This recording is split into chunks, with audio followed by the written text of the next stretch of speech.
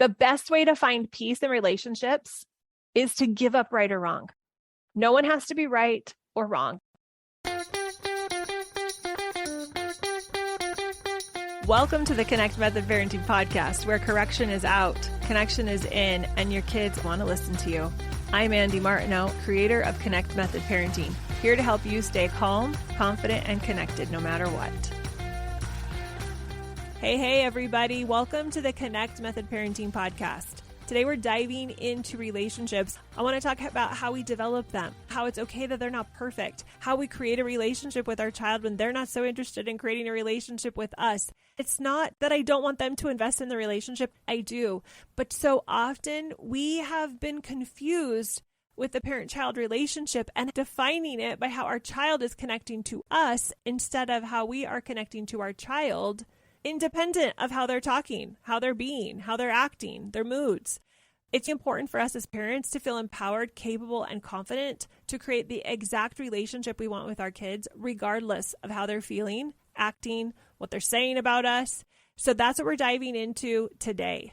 So what are relationships? How do we navigate these really important relationships that we have with ourselves, with our children, with our partners? So ultimately, our nervous system can be relaxed and we can be showing up as the best version of ourselves because that's what we really want. I'm going to start talking about first what relationships are. We get really confused about relationships. We understand them in the construct of society. They like us and we like them, and then we have a relationship. But really, a relationship is the thoughts we have about somebody else. We're under the impression that we have to make sure people are feeling good, especially our kids, that we can feel good so that our relationship is healthy. This becomes very problematic with parenting because if we need our kids to always feel good and to always like us and always to enjoy everything we're saying, and if they're not, we feel like our relationship is off, that's going to cause some problems with our parenting.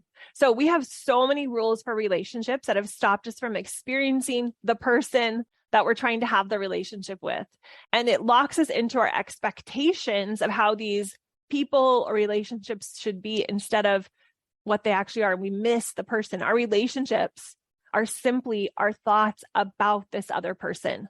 Why is it that everyone who knows my kids doesn't love them and see beyond their crazy behaviors? It's because everybody has different relationships with different people, and they're all based on their thoughts about the person. So if somebody else has an opinion about my child that is different than my opinion, it's just telling me what their thoughts are about my child.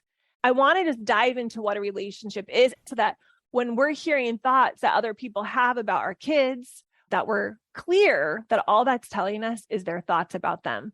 Their relationship with our child or our relationship with our child is dependent on our thoughts about our child.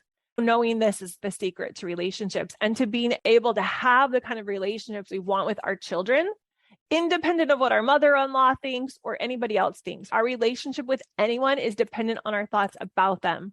Now, many of us have thought that our thoughts are dependent on what they do or how they behave. But I want to let you know that this is not the crux of it.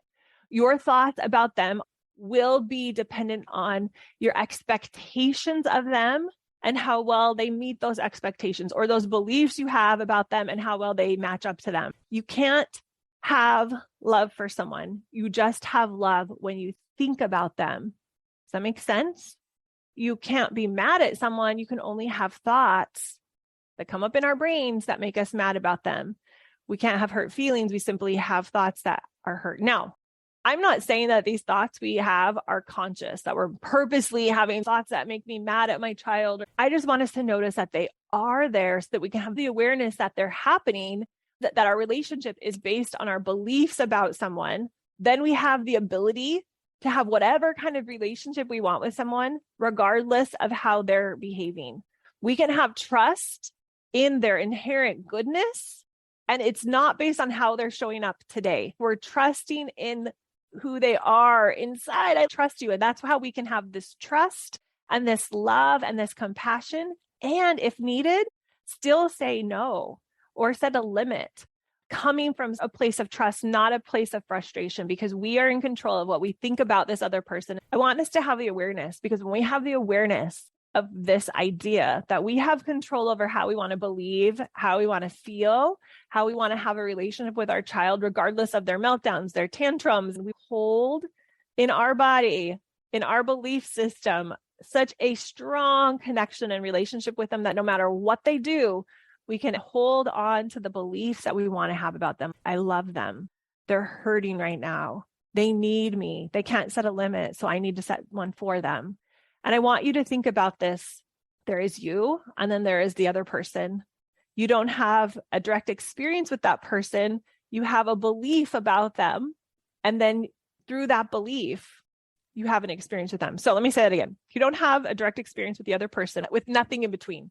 What is in between you is all of your thinking, all of their thinking and all of your thinking. Without inspection, we don't actually even get to see that other person at all because we're so caught up in our own thoughts about them that we can't drop the thoughts and just be present with what's happening. So I want you to be thinking about what's getting in the way of you actually seeing them for who they really are, all those expectations and beliefs and thoughts that are subconscious, the default ones we haven't inspected, that are helping us have that amazing relationship. If we're struggling, which all of us are on some levels, this is not like eventually we're going to never be needing to be doing this work. We're always going to be needing to inspect our thoughts because our brains are a little bit crazy sometimes and they want us to just go back to that default. Or people change, they grow up from toddlers to teens. And our brain has to inspect a whole new set of parameters. And so we have to inspect our thoughts again. What I want us to do is not to go through life in default mode without inspecting them, and not to go through our parenting experience, the 18 years we get with them in our home, but then parenting continues. Half of my kids are now adults. It's like, wow, we're still their parents. Now it's learning how to be a parent to an adult. I want us to start to practice wherever we are with our kids, this idea of I have the ability to shape the kind of relationship I have with my child. And it's not dependent on what they say or do. And I want to hold that energy for them, that belief in them, that trust, create that safety with them so that we can always have the kind of relationship that serves them and helps them fulfill their potential. So we're going to wade through the thoughts and expectations. We're going to try to eliminate most of them so that you can actually get to know this other person that you're in a relationship with. But we have to look at the thoughts. We have to do the thought downloads. Pull out a piece of paper and do a thought download and steer model so that you can see what is happening inside your brain. If we don't do that work, then we won't understand. And if we don't understand, we are completely oblivious. We're just swept away into the story. When you watch a movie and you're just swept away into the story and you're not even really intentionally thinking. Now, there's a time and place for that. It's beautiful for a movie. We don't want our lives to go through unconsciously. Because once we truly understand that our relationships are really our beliefs about the other person, and we do the work to unpack, what am I thinking about this child or this tantrum or the fact that they missed curfew or they hit their sister, whatever it is. Once we do the work to understand the thoughts inside of our brain, our relationships with our children and ourselves will never be the same. They will be so much better in every single way. You will notice that many of your relationships are similar. And this is because many of our thoughts are very similar. We simply recycle relationship thoughts from a lifetime of programming. We transplant them from one to the other. I want you to think about a person you love so much. And I want you to think about what your main thought about them is. And then I want you to think about a person that you struggle with or that you don't love so much. And I want you to think about the thought you have about them. The thought that we have about them is reflective of the relationship. And we might decide that we always want to have that kind of thought about them. I'm not at all saying that you have to go hang out with people that aren't your cup of tea. I'm just saying, be aware of this fact that because it's based on our beliefs, there is the possibility to change it if we want to. I'm going to tell you a quick story and then we're going to dive into having difficult conversations. This is something I ask all of the time. This isn't necessarily applicable to young kids that aren't very verbal or anything before 7. That's when the prefrontal starts coming on and logic and reason starts coming on. I wouldn't really do a lot of what I'm going to talk about next with them because they just need to be validated and heard and seen. All of us need that really, but I'm going to talk about difficult conversations because I think it's applicable to a lot of the things that we're going through with older kids. And when we don't have the skill set of difficult conversations, we end up going through default too. But I'm going to tell you something really quickly. So the thoughts we have, that's what I'm talking about with the relationship. So last night, I typically have no problem going to sleep. I sleep well. It's not hard for me to sleep. So last night when it was 2 a.m. and I was still not asleep, I was very confused. And then I remembered that I probably should just pause and track what was happening in my body. For some reason, I hadn't done that yet. And I think the reason was I was afraid to find out what was happening.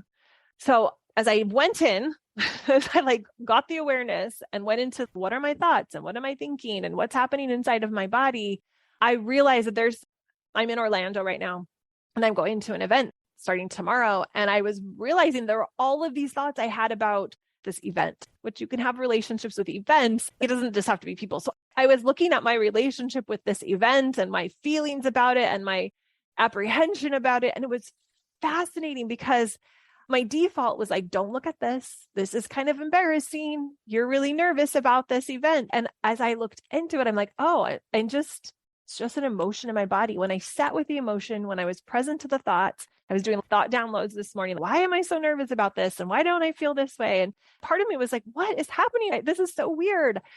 And this happens with our parenting too. We're going to feel cozy and smooth and things are going to be running well. And then something's going to happen, a situation, or maybe the kids have been fighting and fighting and fighting. We've been pushing aside, but it re-triggers us and we have a strong reaction that comes back up, which is good. We want to address it. Something is going to happen. And all of a sudden, our body is going to signal to us something is going on because those emotions and those beliefs that we have inside of our body, they're information that your nervous system is triggered, that you're in a state of fight or flight. And that's exactly what was happening last night with me. I was laying in bed and I'm like, I'm just in fight or flight. I'm really nervous. And as this morning I was writing, which I highly recommend writing if you want to create more powerful, nourishing relationships with yourself and with your kids. I highly, highly, highly recommend doing a thought download. It's great to meditate. I'm a huge proponent of meditation, of walking, of yoga, of breathing, of talking. All of those are really good at visualizing, all of them. Powerful, powerful, powerful. Tracking them in your body, tracking the emotions, the sensations that are in your body. Use all of them. But what I have found is that when you write, there's something about it that allows you to access conscious and subconscious thinking. And if you can come at it without judgment, with kindness and clarity and compassion, you will be able to discover so much about yourself. You will be able to make so much headway about the relationships that are in your life. So even though you're going to feel like me, you're going to be laying in bed, maybe not, maybe you'll be walking in the house or whatever, wherever it happens. But for me, for some reason, I was laying in bed at 2 a.m. and I was, why am I not going to sleep? I always go to sleep. Why am I in so much fear? Why do I have so much panic right now?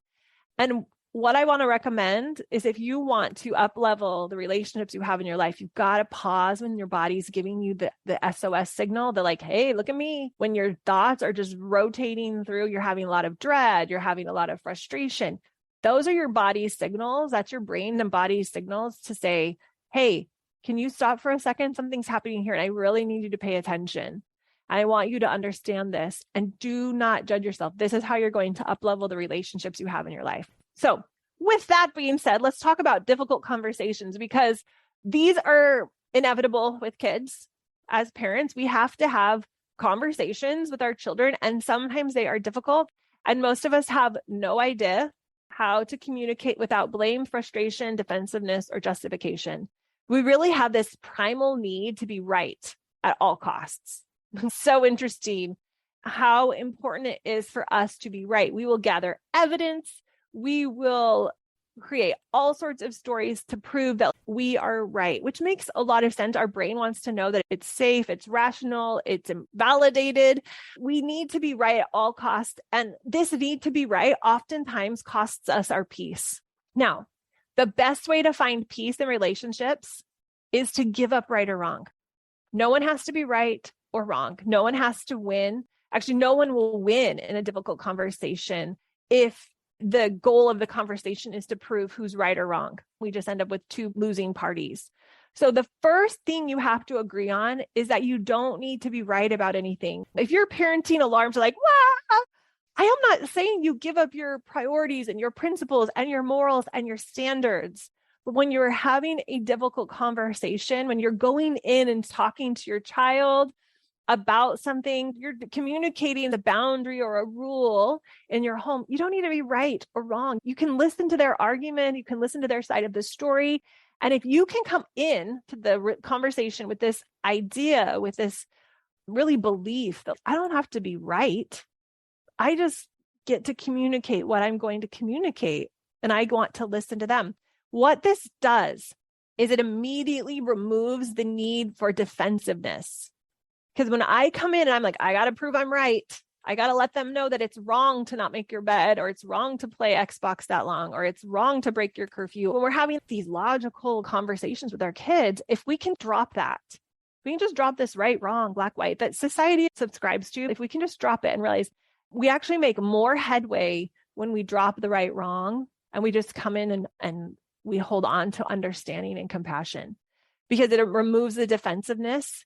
And without the defensiveness, there's no need for offense, and the war is over.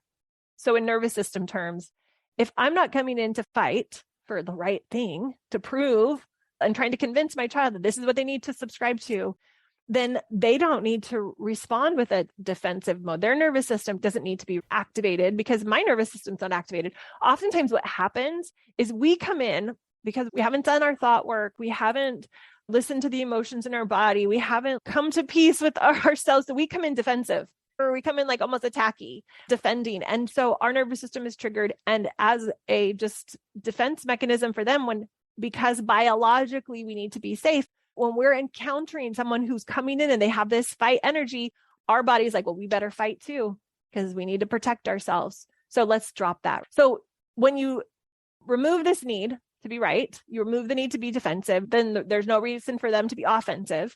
You can start the conversation by being willing to even be wrong. You can take a deep breath of peace.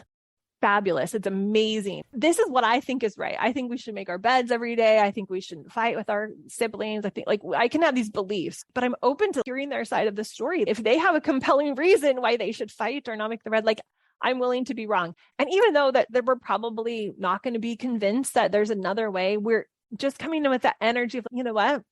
If you gave me a compelling reason, I'm totally willing to be wrong about this. Okay. So when we do this, we start with, tell me what you're thinking. This communicates, I believe in you. I trust you. Tell me how you feel. Tell me what you're thinking. Tell me why this is this way for you. So you put yourself in their shoes and you see it from their eyes and from their thoughts and from their steer.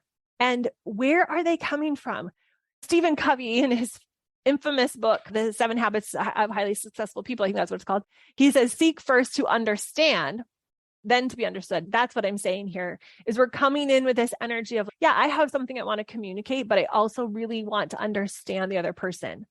Okay. So we see it from their eyes and their thoughts. And we can even start to think in steers. That's what I do. I'm like, ooh, that's a situation and that's their thought. And this is their and it's hypothetical, but it's done with curiosity and compassion. So I can really understand their thoughts.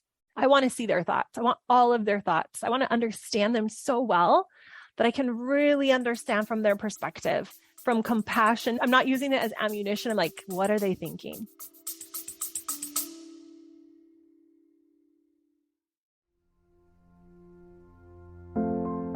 If you're new to Connect Method Parenting, I have a great way for you to get started. I've created a free course that covers some of the biggest challenges parents are facing and how Connect Method Parenting solves them. In an hour, we're going to talk about why parenting is so hard, how to get your kids to want to listen to you, how to stop yelling and losing your cool, and become that calm, confident, connected parent for good. It's the fastest way to get started using connection as your go-to tool for influencing and impacting your kids. Go to cmp.works/course to get instant access today.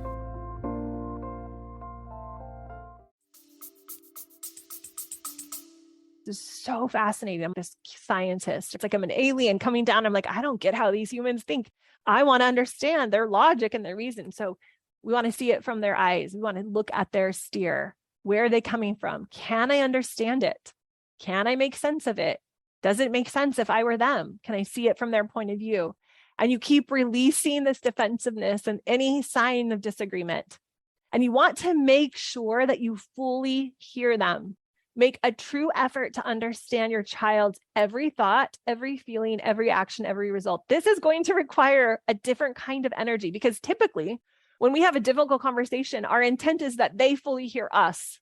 I want you to hear my thoughts, and I want you to know how I'm feeling, and I want you to know what the result of this new thing we're going to do is. And I'm saying, turn that completely around. I want you to fully hear them and make so much effort. Now, I did not suggest that you are going to be getting that same loving attention and energy from your child, or from, if you're doing it with another person, you're not going to necessarily get the same luxury from them. You get to be the one who learns, and you get to be the one who hears. And when you understand how this works, you will get that telling your whole story isn't necessary. You will get that you are there to understand, to listen, and to create safety. If we can create safety, if we can understand them, where they're coming from, and validate and affirm, that doesn't mean we just lay down passively and we're like, mom's rolled out the window. No, I'm not saying that at all. What I'm saying is, when we understand deeply, they will feel safe, validated. This might take a few times. I'm not saying the first time you do it, their nervous system is instantly going to drop into feeling so safe and secure. But if you keep practicing this, I promise you that you will feel safe. You will be communicating that safety. You will feel confident. You will feel assured, and they will begin to co-regulate with you. You will begin to resonate at a similar frequency or vibration or emotion. And if you consistently do this, it's inevitable that you are going to feel towards them the calm, the connection that you've been wanting. Okay. Once you have heard them out, I want you to identify the facts and make sure you can both agree on the facts. So you've heard their story, you're clear on their steer, you understand their perspective. You're like, I could see how they've come to that conclusion based on what they're thinking and how they're feeling. Now you're going to simplify it down to facts. Make sure you agree on them. Facts always stand alone. Facts are always neutral. Everyone can agree on them because they don't really mean anything. They don't make anyone right or wrong. So you're going to distill it down to the facts. That's the next step. And then to understand your difficulty or your problem, you're going to boil it down to a sentence. So, for example, you might have had a situation where the kids didn't help clean up dinner. We'll just use that one.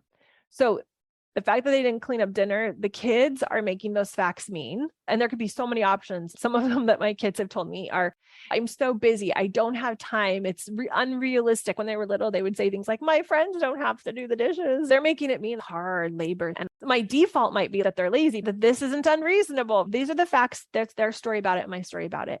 This is why we disagree. This is why we've had a problem. You think it's okay to do this, and I think it's not okay to do that.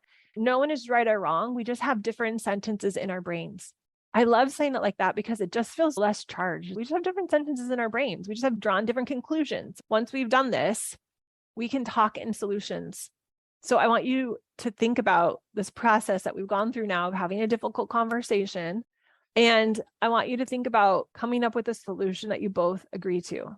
Because at this point, we're not talking about the problem anymore. We're brainstorming solutions. That's what we're doing. That's the only thing we can do. So the goal is to find a solution that makes life better than it was before you had the problem. Be willing to take time with this. It's not going to be a slam dunk right out of the gate necessarily. But if you go through these steps, really, if you come with the energy of, I don't need to be right or wrong, I just want to understand. And there's a completely valid, logical reason in their brain why they've acted or said or done this thing. And my priority is to understand it to the level that I can have deep levels of compassion, exude trust, and create safety. When you can create that safety, gosh, everything else will just fall into place. So here's some questions that you could use if you were going through this process that you could write down to save for later when you have your next difficult conversation. What is the disagreement or fight about? I love asking myself, why are they right? How could I see it from their perspective? That just gets our brain so far out of what it normally is asking when we're in a tricky, problematic situation. What if they're right? How could they be right? At least from their point of view. And I want you to list all of those things. And then I want you to write out their steer, because that will give you clarity on where they are coming from. This is powerful. What are the facts that you both agree on? You could totally distill it down to facts that are provable in a court of law. Look at what's actually happening. What is the reality? And then based on those facts, what's my sentence about those facts and what's their sentence about those facts? They may or may not tell you. Sometimes this might be the work you do solo, completely on your own. You're having this tricky thing with your child. Maybe they're not in a place to talk about it. You're just going to have this conversation with yourself. You're going to dive into it with yourself, ask yourself these questions on your own, or you could have them with your child, but don't do it in the heat of the moment. I am not saying use these questions or use this strategy in a heated moment. You want to have the emotions at bay. You want to have process them, at least not have them bubbling to the top when you go through this. A lot of times this is work that we are doing on our own. So what's my sentence? What's their sentence? And what feeling is it causing me? What feeling is it causing them? If you're doing it by yourself, you're just hypothesizing with the intent to create more compassion and empathy for yourself and be able to come and still be clear on what you want, which might change by the end of answering all these questions, or it might be exactly the same, but doing it from a place of compassion. We want to set limits. We want to have conversations. We want to connect with compassion as the fuel, not frustration. A lot of times we set a limit. The energy that's behind the limit is frustration or upset or disappointment, some negative emotion. We don't want that to be the fuel. This process will help get that out. So what are your thoughts about the conflicting sentences? And then brainstorm solutions. And then is there a solution that you could agree on if you're doing it together? Or is there just a solution that you just feel pretty good about? Okay.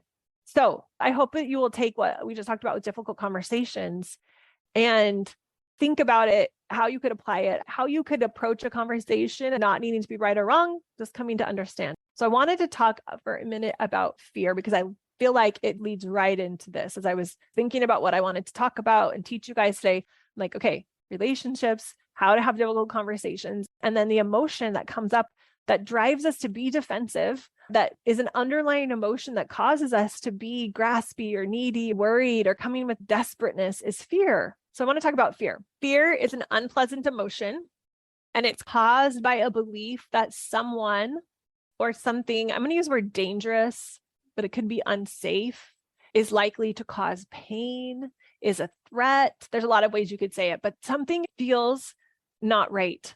Something is not working out the way we want to. We might not use the word dangerous. I actually used to use the word dangerous about a couple of things. I'd be like, oh my gosh, this feels dangerous. Not like I'm going to die, but this was threatening. There are times where fear is really important. So I don't want to diminish that. There's times where we really need to be using this emotion of fear to get us out of dangerous situations that are legitimately dangerous. But we have evolved to a point that a lot of times we're not in a dangerous situation. There have been times where fear has helped us be safe, but there are times now when fear prevents us from evolving. It prevents us from being the most kind, compassionate person. Be mindful that there are times where fear is important. And so I'm not at all saying that we should never be fearful. All emotions are useful. So all of the emotions that come up in our body are all beneficial. They're all teaching us. They're all helpful. But if we indulge in fear, if it stays inside of us, stays in our body, then it can prevent us from living up to our full potential as a parent. So the emotion of fear causes a chemical response in our body that prepares us to take action steps to keep us safe. So very useful in a dangerous situation, not so useful if we're not. The problem is that most of the time when we're afraid, we aren't actually in physical danger. What you are really afraid of is how you will feel emotionally if your kids don't ever learn to have a work ethic or don't learn how to be kind to other humans. So have this fear of how terrible we would feel or how we would have not fulfilled our parenting responsibility.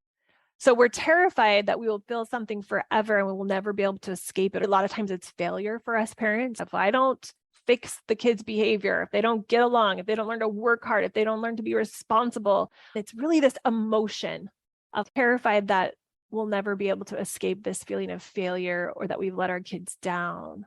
Fear is the reason we need courage. Courage is the character trait we want to develop, but we can't develop it if we don't expose ourselves to fear. We want to expose ourselves to all emotions. All of the emotions are serving us. So when the fear comes up around the story we have about our child's lack of work ethic or their lack of interpersonal skills or whatever our fears, there's nothing wrong with that. We want to experience the fear so we can really decide how we want to pivot that. We experience fear when we're faced with the unknown. So good. So lots of times with our kids, the reason the fear is coming up is because we don't know how to solve this problem. It feels really scary. There's always going to be this feeling of unknown. So fear might come up. We need compassion for our fear and compassion for the pain and the worry. If we're not able to just look at it and be like, oh, there's part of me that is so afraid of what might happen, and we dive into it, we do the thought downloads, we sit with it, we track the emotions in our bodies, all the things we've been talking about. If we can do that and have compassion for the fear, then it's going to help us grow to the next level. But if we just let it stay stuck in our bodies and we let it start driving our actions, it's going to stop us from growing. The fear of the fear, the lack of awareness around the fear stops us from growing. Moving towards feeling the emotions that come up around the situations that are happening with our kids, understanding I'm afraid. Let me get into that more. Why am I afraid? Why is this happening? When we move towards that with understanding, when we stop in our tracks, like I did last night in my bed, finally, I was resistant at first, but finally I laid there and I'm like, okay, I need to pay attention to this. And fear is a strong emotion. So when you feel it in your body, you can feel it strong. When the kids are fighting, it might turn into frustration or anger, but it's this fear of what might happen if this doesn't change. If we can pause, and by pausing, literally, when you're able to, make sure the kids are safe. You don't want them like fighting and hitting and throwing things that are dangerous. But when they're safe, if you can pause and just give yourself a moment first to see it, pause and see it, then to affirm that this is normal. This makes sense. There is a reason why my nervous system is having this reaction. I'm having this strong emotion of fear or worry or guilt, whatever that pain is. Like, validate, acknowledge, accept, affirm, this is happening. And what I will often say is, oh, honey, yep, this is big. This is real. Sometimes I can't even articulate what it is, but it's like part of me is feeling really uncomfortable. This really is really terrible. I hate this. And that will start to allow my nervous system to calm down. If I am fighting it, I'm like, why am I feeling this way? Or I start running default stories. It's because the kids are, and I go down my story, no problem. Just be compassionate wherever you can interrupt the feeling that comes up. It's going to come up with our kids. The great thing about parenting is every day we get them. Like, there's no escape, which I think is really a huge blessing because we're forced to see it. Maybe forced isn't the right word, but we get to see. We have the opportunity to be confronted with the things that cause us the fear, the worry, the pain. And if we can just practice leaning into it. So we see it, we pause. This is the peace process, which is so powerful, such an important part of the process. But the piece is pause and get present with it. Then we explore it. We're open to it. We're, oh, what are the thoughts? We have to see it. That's what we're going to do our thought downloads and our steers. And then we're affirming it. That's the A. We affirm, oh, honey, yeah, this is what you're feeling. That's okay.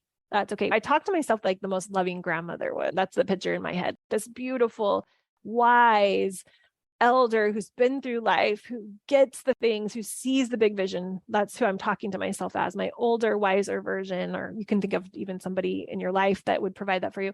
Oh, honey, it's okay. Right? That's the A. And I sit there. And sometimes, like last night, that's where I was sitting. I did the pause. I explored it. I expanded it, explored it.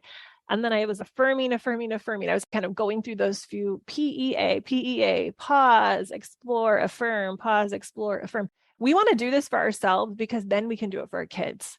And when we do it for ourselves, we are able to use that emotion for our benefit, even the fear ones. Everything becomes a catalyst for our growth. Emotions are not a problem. They're not a mistake. They're there to help us, but we have to pause and see them and understand them and explore them and affirm them. Otherwise, we're just going to go on default mode forever, right? So moving toward the emotion by getting present, by exploring, and by affirming, it releases the suffering. I know this feels counterintuitive, but it's true. And this is the work we have to do for ourselves. This is the work that our kids present to us every day when we feel these emotions. And if you're like, I don't feel a lot of fear, anger, frustration, whatever that emotion is for you, a lot of times this fear or lack of safety, if we unpacked all the top layers, that's where it is on the base layer. But unpack it wherever it is. Wherever you are, just unpack it and then move towards it, because you can then use these challenging situations to move yourselves into the best version of yourself. When we fight against it, it leads to panic. instead of relaxing into the fear, embracing the fear, seeking to find peace and understanding. The worst thing that can happen, I love to remind myself of this all the time, is an emotion. So as we are coming to peace with the emotions, then everything starts to feel so much more doable. Connect method parenting is about learning how to be connected regardless of the other person. The other person is our child usually, right? So we're not dependent on their behavior, on their state of mind, how emotions are happening for them today. So here's some questions to ask yourself. What are you afraid of? What scares you the most and why? When have you used courage to effectively overcome fear? How did you do it? How did it serve you? What do you do when you meet an emotional edge? You're up against it and you can feel that emotion just like, with the parenting. What are we doing? Count to 10 or tell them no with like a smile on your face. None of that matters if we're fuming inside. That's why it starts with us. How do I want to show up in the world so that there could be metaphoric tornadoes and tsunamis with my children's emotions and behavior that day, and I am the calm to the storm. I am the constant calm. And when we can embody that, then everything begins to change. So let me finish the piece. I started it with you. So pause is the P. Explore or expand is the E. A is affirm, which to me is the hugest part. You don't want to continue till you really have gone through those emotions. Might take a second, an hour, 2 weeks. Just stay with it. 2 months, 2 years. And then we're going to start to create something new. And then we're going to execute and embody it. The act of then going and trying something new, coming up with a different plan, that's the create process. And then the actual going out in the real world and trying it out is where we are probably going to fail 9 times out of 10 at first, or maybe 10 times out of 10 at first. And we just go back and we continue to process and we continue to prepare for the next time. And every time we do that, we'll continue to improve in the way we're able to go see it better. We're going to be able to understand it better, which is that explore, expand part. We're going to affirm ourselves better. And then we're going to be able to create something new and execute it, which then leads to embodiment. So we're creating something new. The act of doing is what starts to change us. It's all linked, but we have to do the execution part. We can't just think it in our head without going and trying something new because it won't work. Nothing will happen. Do you have room for fear or worry or frustration in your life, or do you push it away?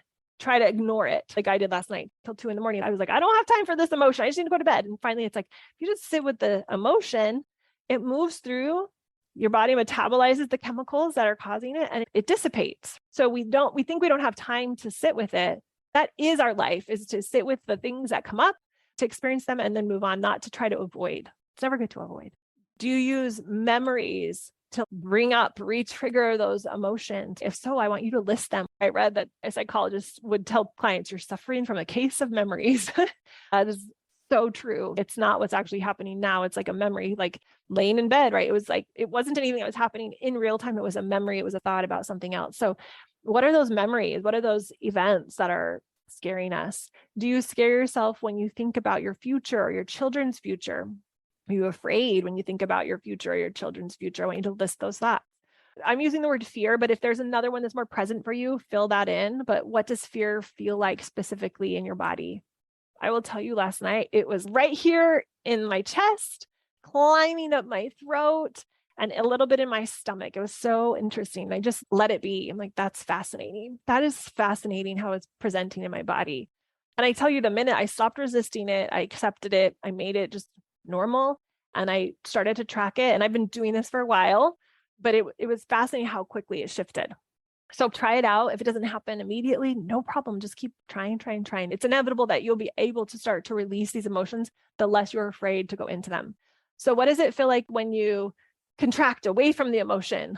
I want you to understand this. And then what does it feel like when you move towards that emotion?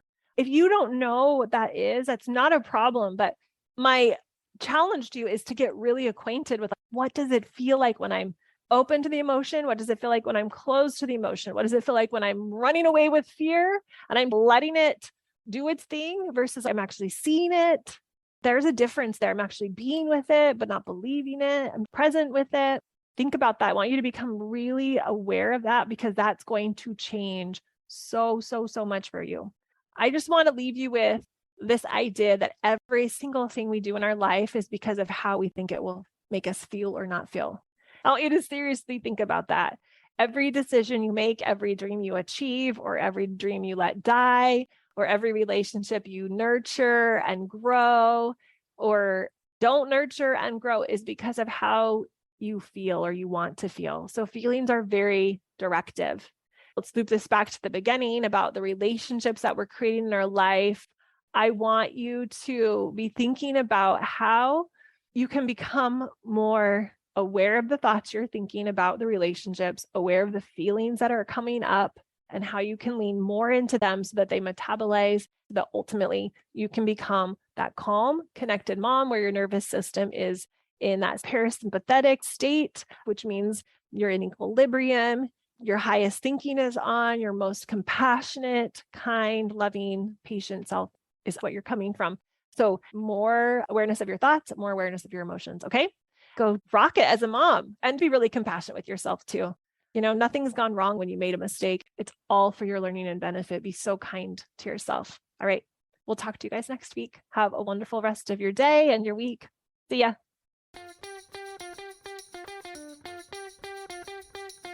If you enjoyed listening to this podcast, come check out League, my Connect Method parenting coaching program, where we take this material and we apply it using my proven formula.